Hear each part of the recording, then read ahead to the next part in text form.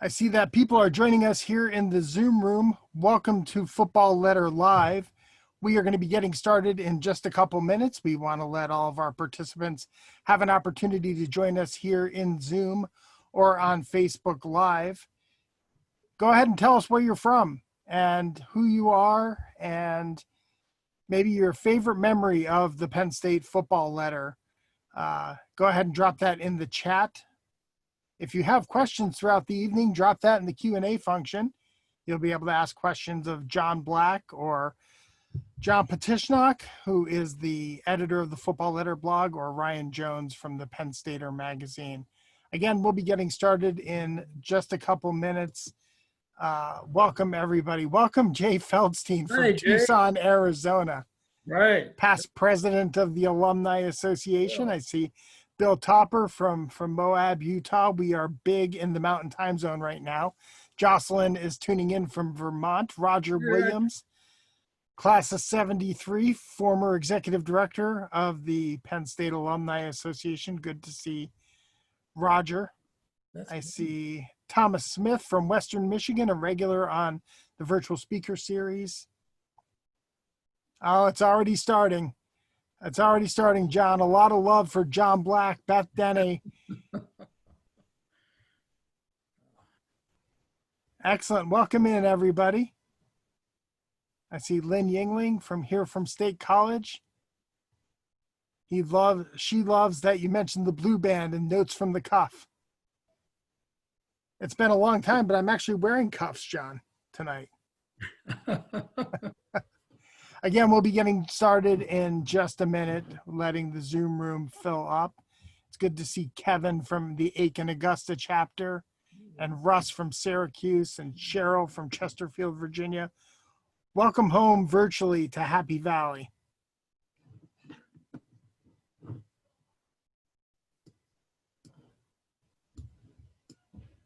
Memphis, Tennessee.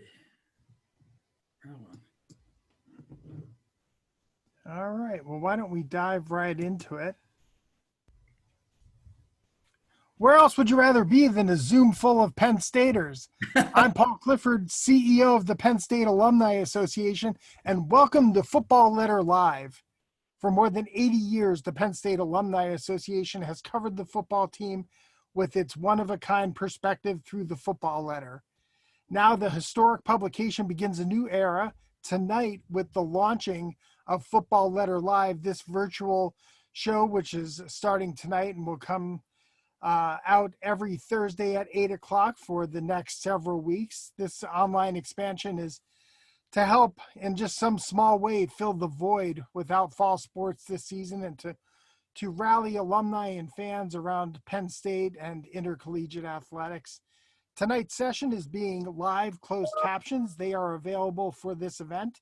You can access them by clicking the closed caption button if you are here in the Zoom room at the bottom of the Zoom window, and then by clicking show subtitle. You may also customize your caption view by clicking the stream to text link that we just dropped into the chat box. We're also recording this session. We're streaming it on Facebook Live. Welcome to all the folks out there watching on Facebook Live. Thank you for joining us.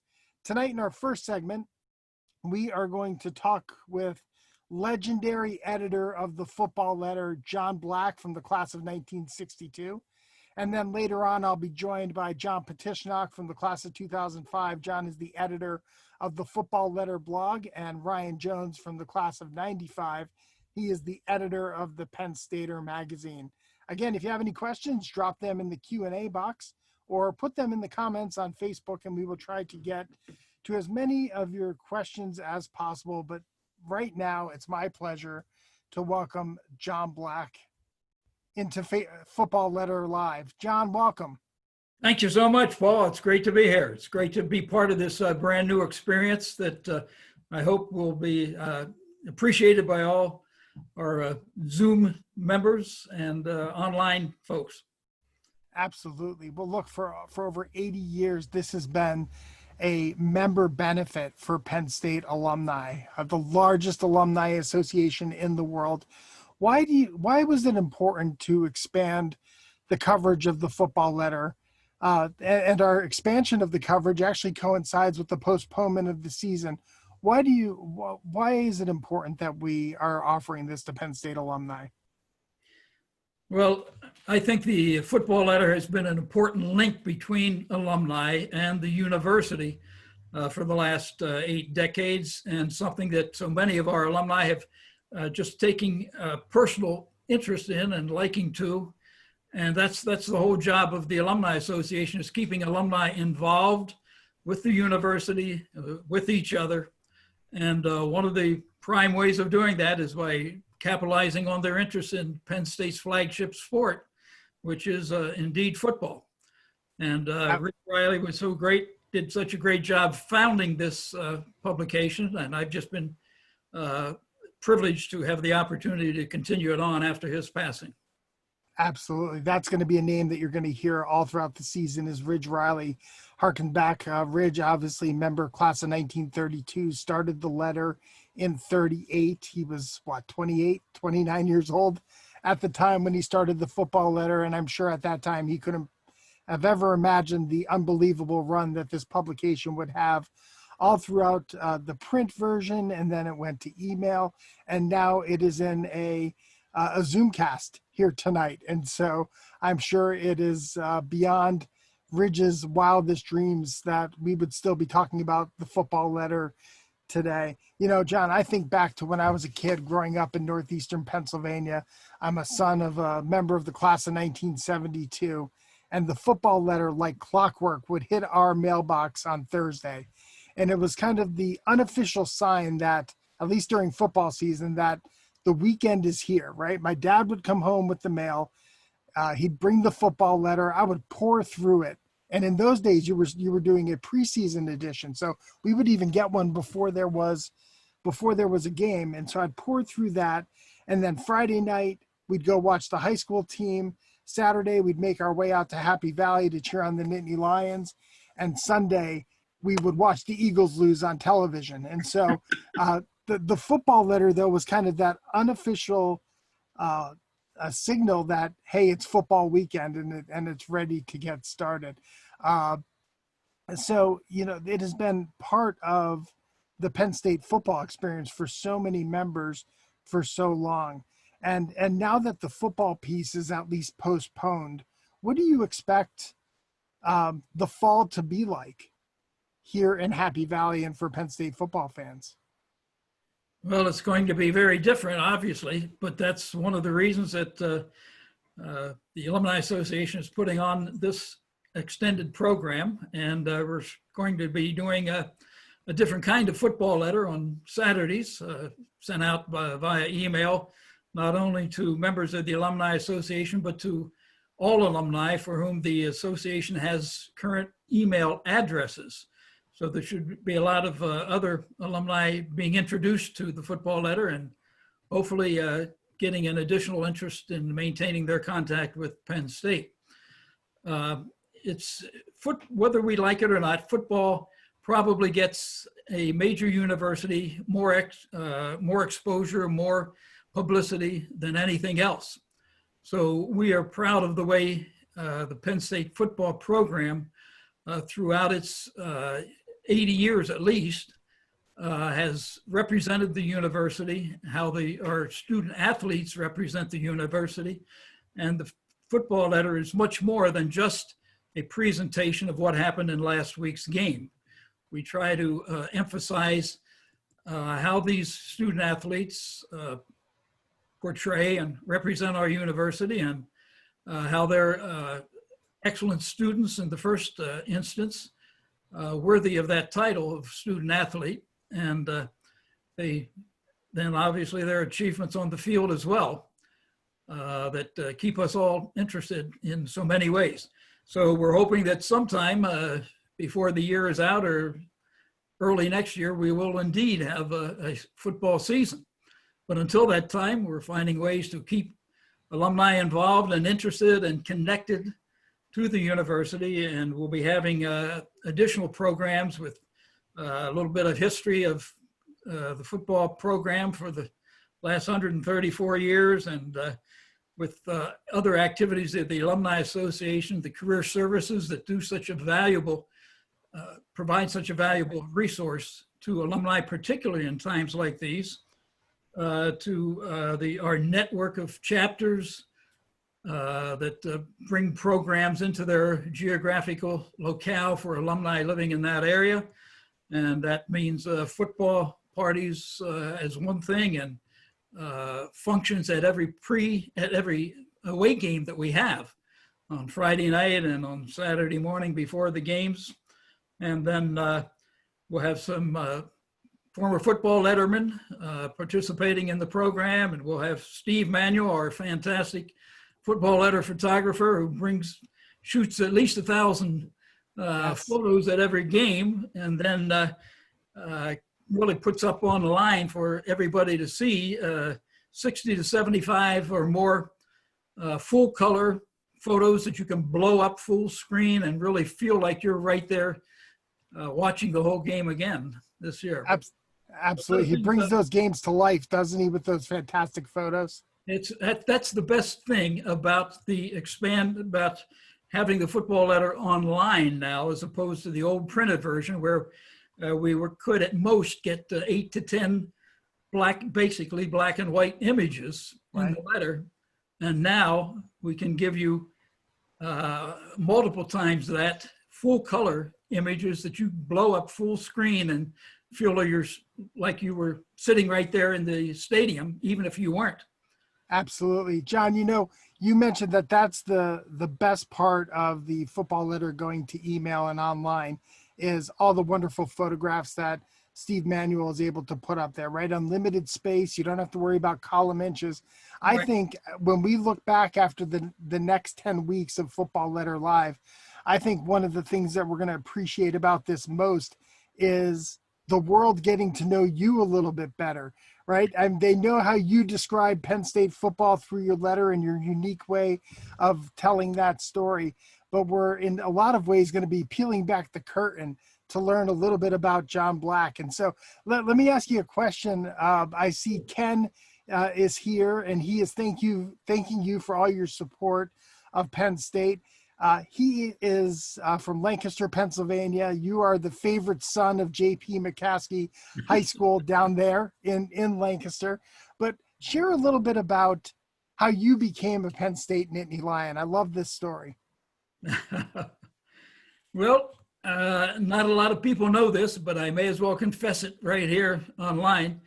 Out of high school, I received a full scholarship to attend the University of Southern California as an engineering student. Right. It didn't take me too long to figure out I wasn't cut out to be an engineering student. I was getting A's in English and history and sociology and all kinds of liberal arts subjects, but struggling through calculus and physics and engineering subjects. And at the end of that year, I decided it was time for me to serve my country. After completing my freshman year at USC, where I did at least get involved in being a sports writer on the Daily Trojan, and following such people as Ellsworth Kissinger, who was a quarterback on the team that year from York, Pennsylvania. But at any rate, I quickly joined the United States Marine Corps, and upon my discharge, honorably, of course, from the Marine Corps, I came back to Penn State in fall of 1958, and have been a dyed-in-the-wool Penn Stater ever since. So that was my process in getting here. Right. Oddly enough, in the very first year that the Alumni Association offered scholarships, and it was a limited number, I was tabbed on the waiting list for a scholarship to Penn State. The full ride at USC overpowered that because my father had died when I was 12 years old. My mother raised the 3 children on her own, and the financial side was important. But I was so happy that I wound up back here 3 years later where I should have been all the time. and just was happy to be a dyed-in-the-wool Penn Stater, not only through the sports after spending a couple of years on the sports staff of the Daily Collegian, but in other ways. Wonderful. As Wonderful. Yeah. So if you tune in for the next 10 weeks, you're going to get stories just like that from John Black. John, I'm going to give you a heads up. We're not going to ask you about it tonight, but I am going to ask you to share the story of how Vita K came into your life. We'll tell that somewhere down the road. But Doris Schallenberger has a question for you. Doris would like to know, how do you come up with the lion cartoon at the end of each letter? We have a stockpile of probably 30 different lion cartoons that were drawn back in 1976 by a high school student who was the son of Joe Chesworth, Joe and Tom Chesworth. Joe was an assistant editor on the Penn State magazine at that time. And her 17-year-old son, senior in high school, had this amazing talent for drawing cartoon characters. He drew 30 or more of these characters, and we've kept them ever since, and we find them representing the type of game we have almost every time, and we try to pull that out and give a sense to the reader of just what that week's football letter is going to be all about, as typified by the lion cartoon. Just another thing that is just a special element to the football letter, and I'm sure it's probably one of the fun parts of pulling that letter together is picking that as the cherry on the top of the latest game. Oh, it surely is. I do have to tell you that only 3 or 4 of those cartoons were drawn of a losing lion.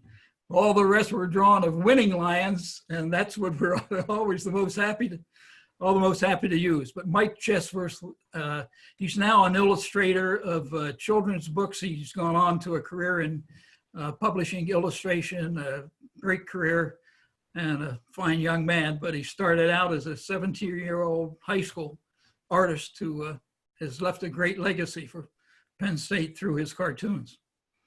Absolutely. This is the Penn State Alumni Association's Football Letter Live.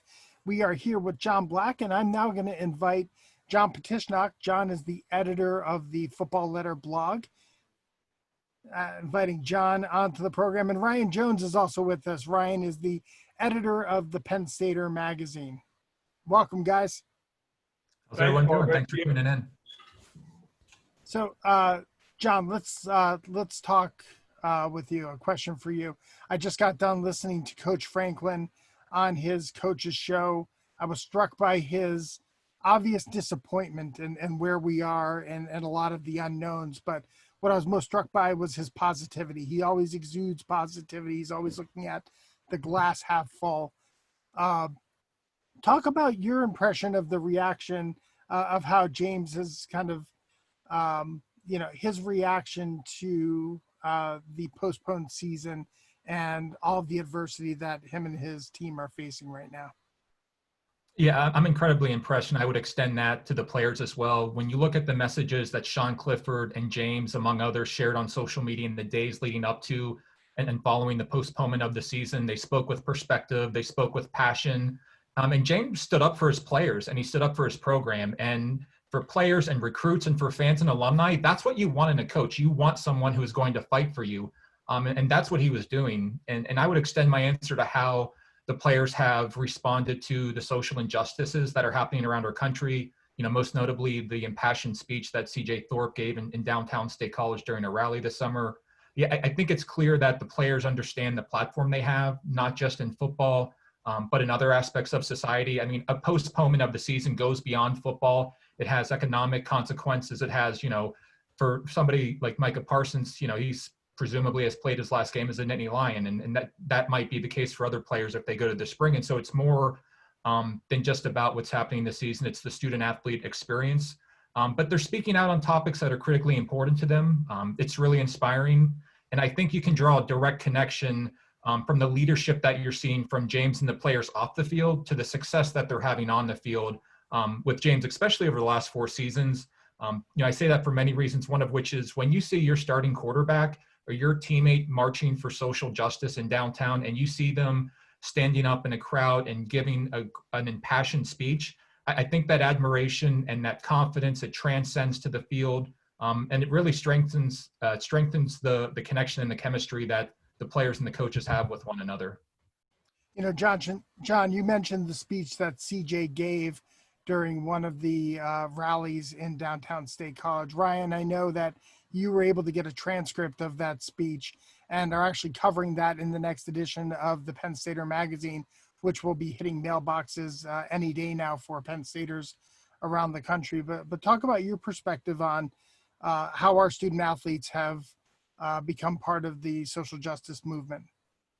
Well, I think a lot of them, they're young people. They're, 18 to 22, and they're sort of coming into their own. I think like all of us were in college, right? You start becoming aware of things, and particularly when you go away to college and you meet new people and you encounter new environments, and hopefully you kind of have your mind opened up to aspects of the world that you wouldn't have known about otherwise. I certainly credit my time at Penn State with kind of making me a more thoughtful, aware person about the world around me. So, I think the spotlight that student athletes obviously have on them brings a little more attention to that. And, CJ Thorpe, like you mentioned, gave a really wonderful, heartfelt speech at that first protest that he was involved in. But there were a number of other students as well who've spoken out on social media or attended marches.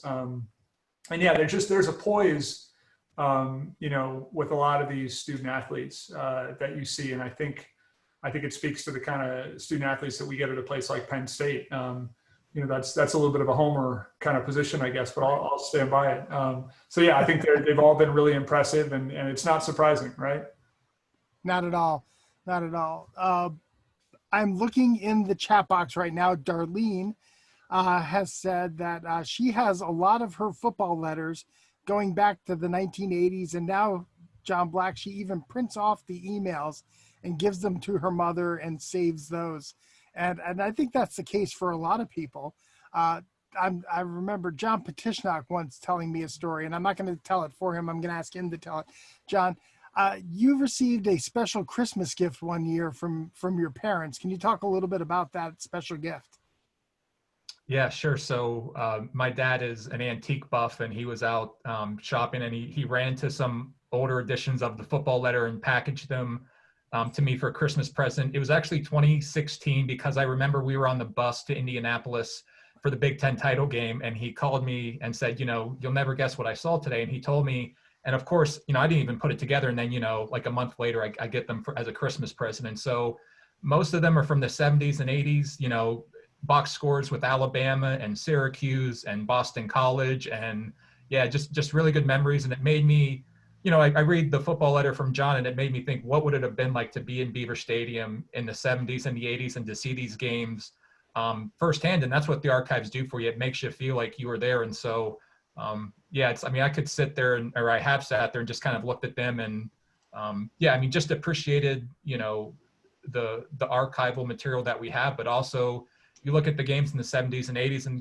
there are many similarities between the experience now at Beaver Stadium, and you also look at the changes, but more than anything else, it reinforces the strong tradition that Penn State football has and also that the football letter has. And I think those two are intertwined. And so, that was a pretty cool Christmas present, seeing, printed editions from the 30, 40 years ago and just kind of rifling through those and looking at them. Absolutely. We are getting some questions in the Q&A box. We're going to try not to speculate on what football season might look like. And we're going to talk really about the Alumni Association and how the Alumni Association has this great history of supporting intercollegiate athletics. But I see that Al is asking, is the team practicing now? I will comment on that. The team is practicing. They are allowed to practice for 12 hours a week. And I know this because I just heard James Franklin say it on his coach's show. He's a little bit disappointed about the limitation in the number of hours. Normally they get 20 hours a week to practice, and some of the other sports have actually been extended that 20-hour a week to continue to practice. Penn State football right now is practicing 12 hours a week, and the coaches are making the best of that. John Lipinski, is there any truth to the rumor that the Big Ten is considering starting games around Thanksgiving. We're not gonna talk a lot about rumors, but Sandy Barber, again on the Coaches Show, was talking about how they are looking to start playing fall sports as soon as they possibly can in the safest possible way. And so I don't want to speculate as to when that might be, but please know that everybody is interested in our student athletes getting back out onto the field and competing when it is safe. One thing that has been surreal for me to see is the rankings continue to come out now week after week. I think we're in week 2 or 3 of rankings, and Penn State is number 7 in the rankings. Now, we are 0-0 is our record, right? And if you guys know, I know you know Penn State football, it wouldn't be the first time that we didn't play and we drop in the rankings. But what does Ryan Jones, maybe kind of what are your thoughts when you see that teams that have postponed seasons are still cracking into the rankings here? Yeah, I think it just speaks to how uncertain everything is, right? You've got a few conferences saying we're going to play, and a few conferences that have adjusted their schedules, and then obviously the Big Ten and Pac-10 for now saying we're not going to play, but maybe we'll still try later in the fall. And I think there is. I mean, I think, Paul, you and I hear some of the same things. I think there is hope for some semblance of a fall season, right? But until, I think for the voters' sake, they said, well, they might play at some point, so I guess we rank them based on where we thought they were going to be. And then that doesn't account, obviously, for players who have maybe opted out, as Micah Parsons, I think very understandably did, and some other players around the country have. So yeah, it is strange to see that there may or may not be games this fall, but we're still ranked. If we don't play, it is at least nice to see we're still in the conversation, right? Speaks to where the program is, and so if nothing else, that's a good sign. But yeah, it's weird to see. Absolutely, yeah, it's great to see that the voters now have Penn State again back to the point where we are the perennial top 10 team that we had been for so many years, right? They're just filling out their polls, and Penn State's got to be one of those 10 teams up there. And so I think number 7 in the country is actually a little low. I think we're a top 5 team. Now that's with Micah, that's with a healthy Sean Clifford, that's with everybody who we're hoping plays, right? So looking ahead, what do you? Well, let's not look ahead. Let's look to what we are hearing from the players. I mentioned a healthy Sean Clifford. Ryan, you follow the team and the players closely on social media. Talk a little bit about what you're seeing from the players in that regard. I think confidence. I mean, through the uncertainty, which again, we're all dealing with that, right? In so many aspects of life, but I think what you see from the players is confidence in the quality of this team, Paul. Like you said, they know they're good. They're itching to get back out on the field. They seem to show a lot of confidence in the coaching staff and in the program, not only in preparing them for the season, but in getting through this uncertainty. And a lot of players have been very outspoken about how well they feel they're being looked out for as far as the health concerns. So I think confidence across the board has been what I've noticed, and that's really encouraging to see. These guys are ready to play. Hopefully they understand why we haven't yet and why it's still uncertain. But they want to play. They know they're good. They know they're ready, and they feel that they're well prepared and they're in as good a situation as they can be in, I think, given the uncertainty. So it's been reassuring about the state of the program. I haven't needed a lot of reassurance about the state of the program for a few years now. I think it's in good hands, and I think that's the top to bottom thing, from the coaches to the players to the guys they've got coming in, support staff, you name it. We're fortunate to know and interact with a lot of that crew sometimes, and it's just an impressive bunch of people. And so I think that confidence, kind of reflects that. And yeah, they just want to get in the field as much as we want to see them play. Absolutely. So we know we've all come to love the football letter. It hits our inboxes on Mondays after games, and we get to see John Black's unique take on that game. But John Petishnock, talk a little bit about the football letter blog and how that complements the writing that John does about each and every game. Yeah, I mean, the blog is an extension of John's email, and Ryan did a really amazing job of getting the blog started years ago, and we're happy to carry on that tradition. It's, perhaps more than anything, it's a place where we can share stories from Letterman and have them talk about what it was like playing at Penn State, have them talk about the impact that Penn State has had on them beyond their playing career. And it's so nice to talk with the Letterman because they appreciate, having the opportunity to talk about Penn State. It's something that never leaves them. It's just really, it's nice. And last year we had a series where we had, from the archive series where we would talk with a letterman from a past game and kind of get his insight. So last year we spoke with a number of lettermen, one of whom was Shafi Fields, and he talked about the '99 season opener against Arizona. That was a top 5 battle, and Penn State won 41-7. Game day was here. This was like 20 years ago. It was like one of the really first kind of like big games that I remember with game day here. And Shafi was talking about leaving. He knew it was a big game, but he was talking about leaving Tofttrees. This is when, the team stayed at Tofttrees the night before game. And he got on the bus at Tofttrees driving to the stadium, and fans were like already lined up on the street there by the team hotel. And like they were lined up the whole way to the stadium. And that's when it hit him like, wow, this is a big game, because when you're a football player, you try to like insulate yourself from all that stuff during the week. But he was recalling details like the game was last week as opposed to, 20 years ago. And, he appreciated talking about that. Another example I'll share is about the impact of Penn State beyond, graduating and beyond the field is that also talked with Lydell Sargent about the 08 win at Ohio State. And of course he got that last minute leaping interception in the end zone. Again, he vividly remembered details from that game, talked about how ferocious that defense was with Navarro Bowman among, other future NFL stars. At the time, he was working in the athletic department at UCLA, and now he's a little closer to Happy Valley, working in the athletic department at Morgan State University in Maryland. But, he kind of just talked about, the impact that Penn State has had in wanting to stay connected to the game. And, very young guy, very accomplished, moving up fast through the professional ranks, and, talked about, obviously the on-field accomplishments, but also got a chance to catch up with him. And again, just really appreciate to talk about Penn State. It's, it's one of those things that it's special for them, and it's special for them, for the rest of their lives. And they appreciate the opportunity to talk about it. And so, beyond the letterman stories, that's a big part of it. We'll also have game previews. We'll share some fan perspectives, some offbeat stories, some things that, ideally we try to have things on the blog that, fans and alumni aren't going to find anywhere else. So it's either, a story that's new or maybe a story with a different perspective. Like we want folks to have a sense of urgency when they see something that's posted to the blog that, they've got to come check it out. And, certainly it complements John's letter, and it's additional content that we can have throughout the years for fans and alumni, because as we know, like they crave content year round. And so we're happy to provide it for them. Paul, just earlier this week, you had a great coffee show at 9 o'clock in the morning, interviewing our great All-American Kajana Carter from back in the mid-90s. And he was reliving so many memorable moments just right off the top of his head that obviously he had a great experience here. He has remained very active as an alumnus and very loyal to Penn State. And that sort of thing just warms the hearts of all of us, because these are our football alumni going out and representing the university in so many ways that continue to bring glory to Penn State.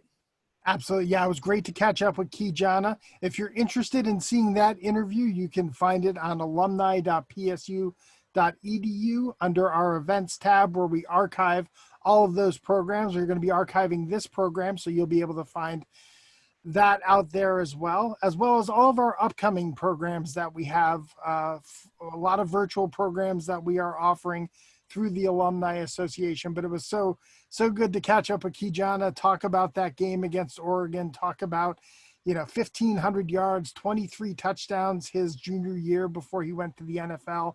And we all know, right, for those of us who saw that season, he was easily a 2,000-yard rusher that season, but we were blowing so many teams out, and the class that Joe Paterno showed, he never wanted to run the score up on folks. And so a lot of younger players got some playing time that really took some of those yards away from Kijana, but he is doing great. He runs a great business down there in South Florida, and it was good to catch up with him.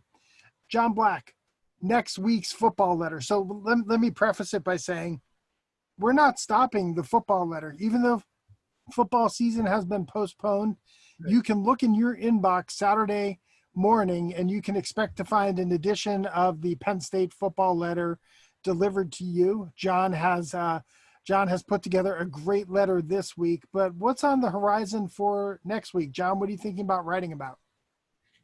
Well, as we say, Penn State has had a lot of great seasons in the 134 years that they've been playing varsity football. So I think some look backs to fantastic seasons and games and performances by Penn Staters in the past is a good way to get into into the 2020 season whenever it may start for us. So Absolutely. Well, I'm looking forward to reading it. The one that we are delivering on Saturday is fantastic. It's a walk down Penn State football memory lane, and so I'm not going to give too much away on that. Look in your inbox on Saturday, and you can pour through your football letter just like I'm going to. We're also going to embed a copy of this program into that so that you'll have a link to this show, and you'll also be able to share that link with other Penn Staters.